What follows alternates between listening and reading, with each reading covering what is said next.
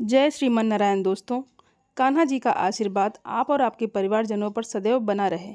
इससे पहले का अध्याय सुनने के लिए आप सभी को बहुत बहुत धन्यवाद। चौथा अध्याय। किसी गांव में एक बूढ़ी माई रहा करती थी। वह हमेशा कार्तिक के महीने में व्रत किया करती। जब उनका व्रत खोलने का समय होता तो उस समय भगवान कृष्ण आते और एक कटोरा खिचड़ी का रख कर चले जाया करते। उस बूढ़ी माई के पास वाले घर में एक दूसरी औरत रहा करती थी, जो हमेशा यह देखती थी। उसे बूढ़ी माई से बहुत जलन होती थी कि इसका तो कोई भी नहीं है, फिर भी इसे खाने के लिए खिचड़ी मिल ही जाती है। एक दिन कार्तिक के महीने में बूढ़ी माई गंगा जी में स्नान करने के लिए गई और उनके जाने के बाद भगवान श्री कृष्ण ने उनके लिए खिचड़ी का कटोरा उनके घर पर रख दिया।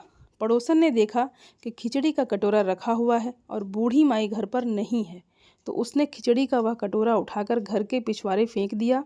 जब बूढ़ी माई कार्तिक स्नान करने के बाद घर वापस लौटकर आई तो उन्हें वह खिचड़ी का कटोरा नहीं मिला, तो उस दिन भूखी ही रही। वह बूढ़ी माई बार बार एक ही बात दोहराती कहती रही कि कहाँ गई मेरी खिचड़ी और कहाँ गया मेरा खिचड़ी का कटोरा। बूढ़ी माई तो हर दिन उस खिचड़ी के कटोरा से पहले भगवान कृष्ण को भोग लगाती, फिर खुद खाती थी। उस दिन ना तो बूढ़ी माई ने खिचड़ी खाई, ना ही उन्होंने भोग लगाया। उधर बूढ़ी माई की पड़ोसन ने जहाँ खिचड़ी का कटोरा फेंका था वहाँ पर एक पौधा उगाया और उसमें बहुत सुंदर सुंदर दो फूल खिल गए। एक बार उस राज्य का राजा उस ओर से निकला तो उसने उन दोनों फूलों को देखा, तो वह उन दोनों फूलों को तोड़ लिए और अपने महल में ले आए। महल में लौटकर उसने वह फूल अपनी रानी को दे दिए। रानी ने जब उन फूलों को सूंघा तो वह गर्भवती हो गई। कुछ समय के बाद रानी ने दो सुंदर पुत्रों को जन्म दिया। राजा के दोनों पुत्र राजकुमार जब बड़े हुए तो वह किसी से बोलते नहीं थे, लेकिन जब वह दोनों शिकार पर जाते तो रास्ते में वही बूढ़ी माई उनको मिलती, जो अब तक यही कहती थी कि कहाँ गई मेरी खिचड़ी और कहाँ गया मेरा खिचड़ी का कटोरा। उस बूढ़ी माई की बात सुनकर दोनों बालक कहते, हम तुम्हारे खिचड़ी और हम ही हैं तुम्हारा कटोरा। ऐसा हर बार होता है। जब भी वे दोनों बालक शिकार पर जाते तभी बूढ़ी माई मिलती, तो दोनों एक दूसरे के साथ मिलकर यही कहते। बूढ़ी माई भी यही कहती। एक बार राजा के कानों में यह बात पड़ गई। राजा को सुनकर बड़ा आश्चर्य हुआ कि दोनों लड़के तो यहाँ महल में किसी से बात ही नहीं करते, कभी बोलते ही नहीं हैं, फिर यह बूढ़ी माई से कैसे बात कर लेते हैं। राजा ने सोचा सारी हकीकत को जानना चाहिए। राजा ने बूढ़ी माई को अपने महल में बुला लिया और कहा, बूढ़ी माई, हम में से तो यह दोनों किसी से भी नहीं बोलते, लेकिन हमने सुना है कि तुमसे यह दोनों बातें करते हैं। बूढ़ी माई कहने लगी कि महाराज, मुझे नहीं पता कि दोनों मुझसे क्यों बोलते हैं। मैं तो बस कार्तिक का व्रत किया करती थी और मेरे कृष्ण जी मुझे खिचड़ी का कटोरा भर कर दे जाते थे। एक दिन जब मैं गंगा स्नान करके वापस आई तो मुझे वह खिचड़ी का कटोरा नहीं मिला। बस तब से मैं यही कहने लगी कि कहाँ गई मेरी खिचड़ी और कहाँ गया मेरा खिचड़ी का कटोरा। तब उन दोनों बच्चों ने एक दिन सुना तो कहने लगे कि तुम्हारी पड़ोसन ने वह खिचड़ी फेंक दी थी, उसके दो फूल बन गए थे। वह फूल राजा तोड़कर ले गए, अपनी रानी को उन्होंने दे दिए। जब रानी ने उन फूलों को सूंघा तो हम दो लड़कों का जन्म हुआ। हमें तो भगवान श्री कृष्ण ने आपके लिए ही भेजा है। सारी बात सुनकर राजा ने बूढ़ी माई को भी महल में रहने को कहा। हे कार्तिक महाराज, जैसे आपने बूढ़ी माई की बात सुनी, वैसे ही कार्तिक का व्रत, स्नान और दीपदान करने वाले सभी भक्तों की सुनना। जो कार्तिक स्नान या दीपदान ना कर पाए, उन सभी भक्तों की भी आप लाज रखना, उन सभी के दुख दूर करना। प्रेम से बोलिए कार्तिक महाराज की जय, कृष्ण भगवान की जय। सुनिए कार्तिक मास महात्म्य आगे का अध्याय। सोनका आदि ऋषियों से श्री सूक्त जी महाराज ने आगे कहा, ब्रह्मा जी से अब तक के 5 अध्याय में विभक्त कथा सुनकर देव ऋषि नारद जी गदगद हो गए। वे ब्रह्मा जी को प्रणाम करके विनम्र भाव से बोले, नारायण नारायण। हे पितामह, आप कृपा करके कार्तिक मास के महात्म का विस्तार पूर्वक वर्णन कीजिए। नारद जी के मुख से यह सुनकर ब्रह्मा जी बोले, हे पुत्र, तुम तो बहुत ही उदार और प्राणियों का भला जानने वाले हो, इसलिए मृत्युलोक के निवासियों के भले के निमित्त ऐसे ऐसे प्रश्न पूछ रहे हो। सुनो, आज मैं तुम्हें ऐसी कथा कहता हूँ जिसके पढ़ने और सुनने मात्र से ही समस्त पापों का नाश हो जाता है। अपनी बात को आगे बढ़ाते हुए श्री ब्रह्मा जी ने कहा, सुनो नारद, साधु संतों का सत्संग आदि पावन और दुर्लभ होता है। यह संसार भय को दूर कर देता है और ज्ञानी ध्यानों को मोक्ष प्रदान करता है। जिसकी जैसी कामना होती है उसकी वह कामना भी पूरी हो जाती है। जिस तरह से गंगा जी पापों को धो देती हैं और सूर्य पापों को भस्म कर देता है, ठीक उसी प्रकार संत समागम पाप, ताप और दीनता तीनों को ही नष्ट कर देता है। आधे क्षण का साधु समागम भी मोक्ष प्रदान करने वाला होता है।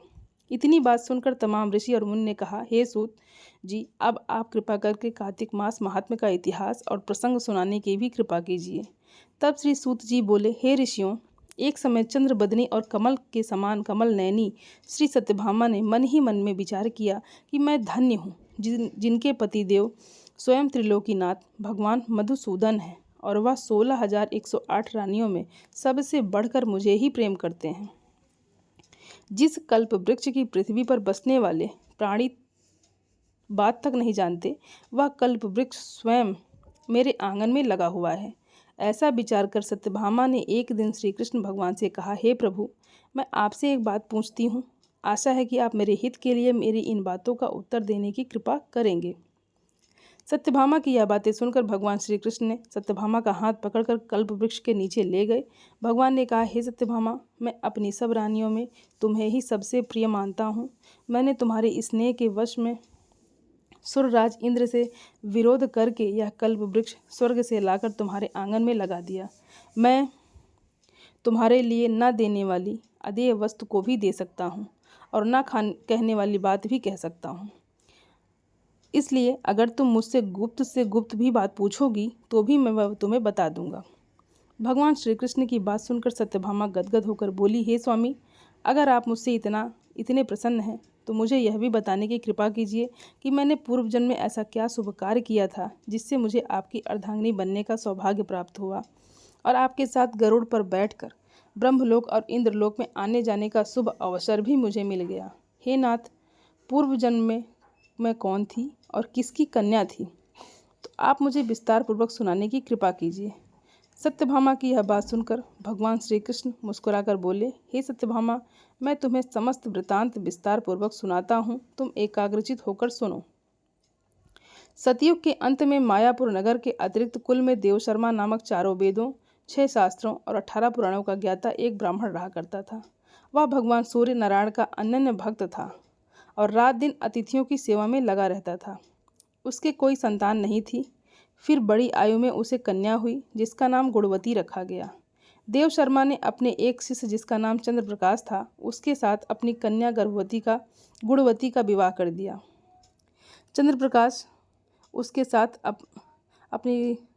प्रकाश अपने ससुर की पिता के समान सेवा भी किया करता था। एक दिन देव शर्मा अपने दामाद को साथ लेकर लकड़ियां काटने वन को गया। वन में उन्होंने इधर उधर फिरते हुए एक महाभयानक राक्षस को देखा। उसको देखकर उन दोनों के हाथ पैर फूल गए और भागने में असमर्थ होने के कारण वे दोनों उस राक्षस के हाथ से मारे गए।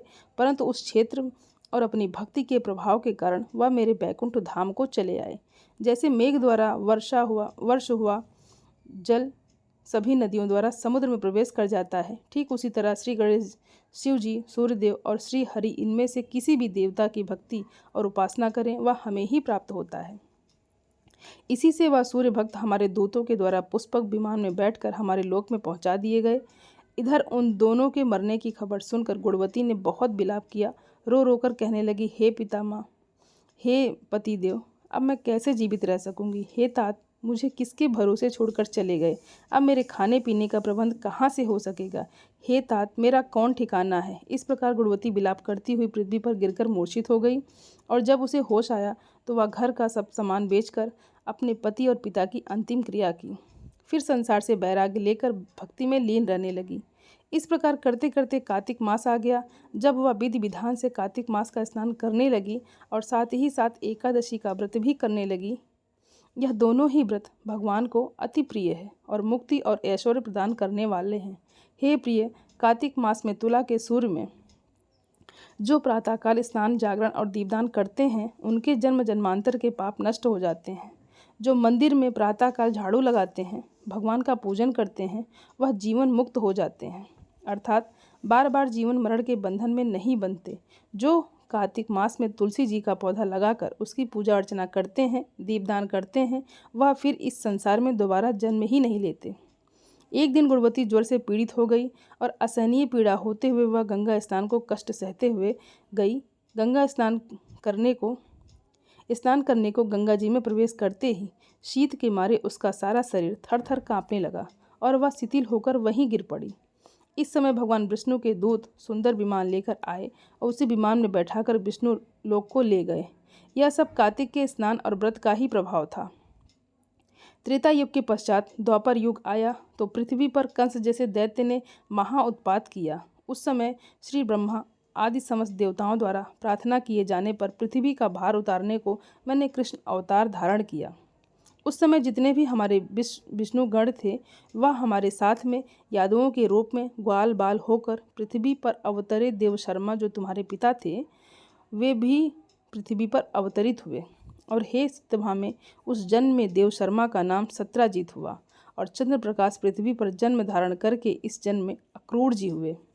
तुम उस जन्म में गुणवती थी, अब तुम ही इस पृथ्वी पर जन्म धारण कर सत्यभामा हुई और कार्तिक मास में किए गए व्रत स्नान दान से भी तुम्हारी प्रिय हुई। तुम हमारी प्रिय हुई हो। तुमने आजन्म तुलसी जी के वृक्ष को सींचकर उसका पालन किया, इसी से तुम्हारे आंगन में आज कल्प वृक्ष है। और कार्तिक मास में तुमने जो दीपदान किया था इसी से तुम्हारे घर में लक्ष्मी जी का प्रकाश है।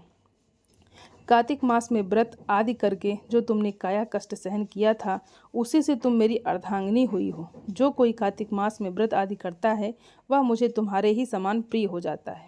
हे प्रिय, अन्य दूसरे जप तप यज्ञ दान आदि कार्तिक मास की 16वें भाग के बराबर भी नहीं होते।